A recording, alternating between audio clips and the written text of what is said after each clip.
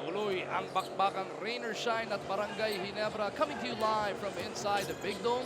Chan to Norwood, the Gilas boys could not deliver on that possession. Mamaril secures the rebound para sa Ginebra. Mamaril has Tenorio, Baracael, Aguilar, and Kagiwa with him. Ball is taken away by Chan. D.Y. Tang racing down over to Jeffrey Allen. Fouled on the way up, and he shoots to the line for 2 shots. Again, you make a mistake, rain or shine will make you pay, and that's what happened right there. Maganda na nga yung ginawang curl ni Mac Baracael, but yun na nga, yung pasa was not forward, it was behind. That's why he had to, yung pagsalo niya ng bola, off balance. Chan takes care of first as Jerby Cruz checks back into the contest.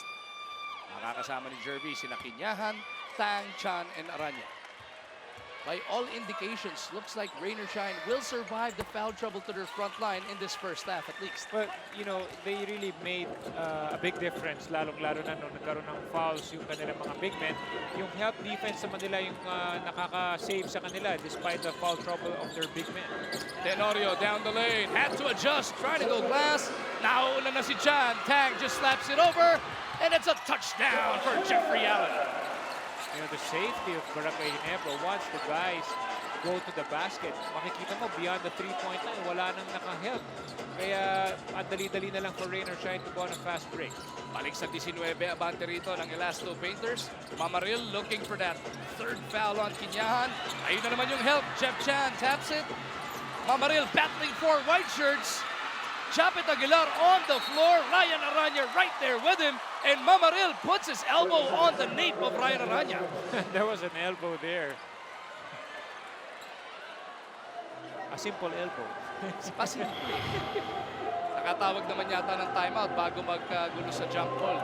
Take a look at Billy Mamaril where the right arm. Yun, no? Oh, ayan, oh. Parang Eric Reyes move yan, ha? Masandalang.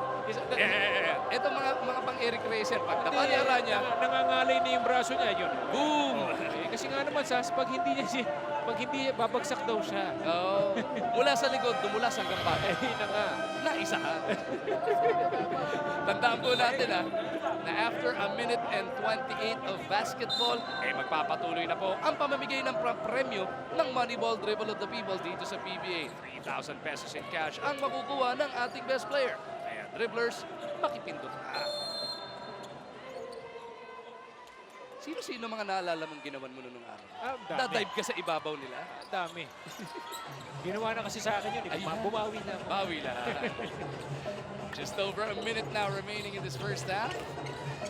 Tang gets it over to Chan. Back to Tang. Three-pointer on the way. Nakuhuli ni Mamaril. Si Jeremy Cruz puta rin inabot kay Baracael. Great beat there by Barangay Ginebra. Tenorio hesitation drive is fouled by Chan, but looks like Jeffrey will take the brunt of this. Siya na napituan ng foul at siya pa nasaktan. Saktan mo tinamaan to si Jeff. Kamay ba o doon sa maselang bahagi? Yun siya. Ito. Tingnan natin pagbali ni Eli Tenorio. Looks like it's in the stomach right there.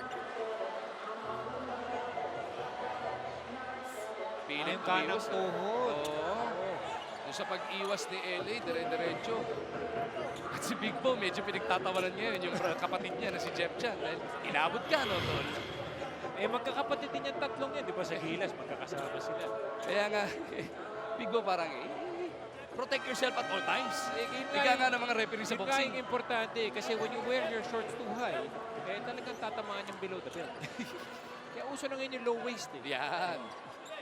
Sino pinaka-low waist na player ngayon sa PBA? Ako meron akong suggestion ko sino. Junmar. Low waist ni Junmar. Ewan ko kasi high waist ka naman. May clean na shorts mo, high waist pa. Tenorio takes care of that first free throw as Jay Arreyes checks back in. Pinalakpakan yung pagbalik ni Mamaril sa bench dahil ang ganda naman talaga ng kanyang performance. I mean, he made some enforcer plays out there, but he made a difference, and that's what counts the most for Billy Mamaril. They had their run. They came all the way back to within 14. Problema, itong finishing kick ng Rain or Shine to the first half. Mukhang mas matindi pa. Aguilar with this rebound. Less than a minute now remaining sa ating second frame. It is Tenorio, and away from play, there is a foul. Jerby Cruz and Jay Arreyes getting entangled. Both teams in the penalty. Double foul whistled on those guys. Yeah, both guys really will not back down, most especially on physical plays. Baracael maglalabas mula doon sa kanan. Aguilar comes out to meet the pass. Kagiwa trying to break free of Aranya. J.R. Reyes providing the pick. They go to Japet. Tenorio has 9 seconds to try and generate a shot. Off balanced on that attempt. Jervy gets it over to Chan. TY in the front court has LA to contend with. Now it's Jeff lining up a three. Diubra. Pwedeng mag-last shot dito ang Barangay Nebra as the shot clock is now off. Quarter clock reads 16.